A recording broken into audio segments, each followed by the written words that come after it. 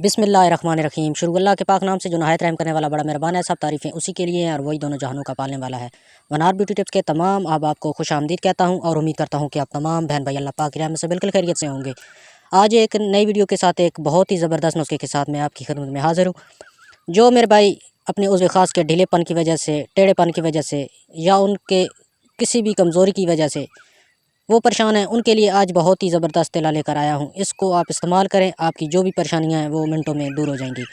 बहुत ही ज़बरदस्त नुस्खा है। इसको सही समझ कर आप बनाएंगे, सही तरीके के साथ बनाएंगे, एक नंबर चीज़ इस्तेमाल करेंगे तो उसका रिज़ल्ट आपको बिल्कुल 100/100 आपको मिलेगा। इस नुस्खे को कैसे बनाना है और किस तरह इसको इस्तेमाल करना है, तमाम जो तरीक़ाकार है वो मैं आपको इस वीडियो में आपको बताऊँगा। वीडियो को स्किप बिल्कुल भी ना करें। वीडियो को बाकायदा आगाज़ करने से पहले मेरी तमाम दोस्तों से रिक्वेस्ट है कि मेरे इस यूट्यूब चैनल को सब्सक्राइब कर लें और साथ लगे बेल आइकन को लाजमी प्रेस करें ताकि इस तरह की जो वीडियो है वो आपसे मिस ना हो सके। इस तरह को बनाने के लिए जिन चीज़ों की आपको ज़रूरत होगी वो भी नोट कर लें और जो इसका तरीक़ाकार है बनाने का वो भी नोट कर लें। सबसे पहले आप एक मिट्टी का बर्तन लें या तांबे का बर्तन लें। इन दोनों बर्तनों में आपने इस नुस्खे को बनाना है। इसके अंदर आपने 10 चम्मच जैतून ऑयल आपने डालना है। जैतून ऑयल आपने खाने वाला इस्तेमाल नहीं करना बल्कि मालिश करने वाला आपने ऑयल लेना है। उसके बाद आपने 10 चम्मच तिलों का तेल वो भी ऐड कर दें। उसके बाद 10 अदद लहसुन की तुरियाँ, जो देसी लहसुन है वो आपने इस्तेमाल करना है, दूसरा लहसुन आपने इस्तेमाल नहीं करना है। उसके बाद 15 से 20 लौंग साबुत जो है वो आपने उसके अंदर डालने हैं। 5 अदद दालचीनी के टुकड़े वो भी आपने ले लेने हैं।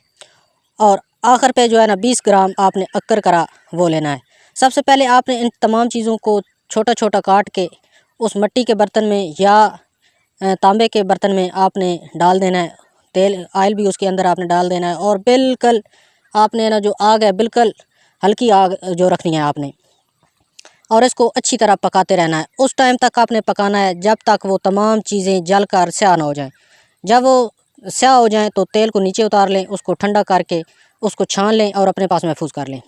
और इसका जो इस्तेमाल का तरीका है वो आपने 2 टाइम इसको इस्तेमाल करना है, सुबह और शाम।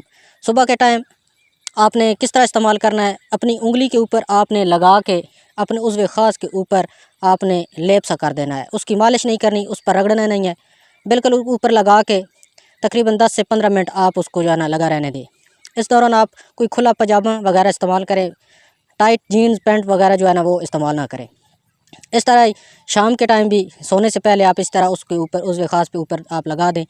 आपको जितनी देर आप उसके ऊपर लगाएंगे वो उतना ही ज़्यादा असर करेगा। मैं उम्मीद करता हूँ कि आज के ये सादा सा नुस्खा आपको ज़रूर पसंद आएगा। पसंद हो तो वीडियो को लाइक शेयर ज़रूर करें और हमारे इस चैनल को सब्सक्राइब करें। शुक्रिया।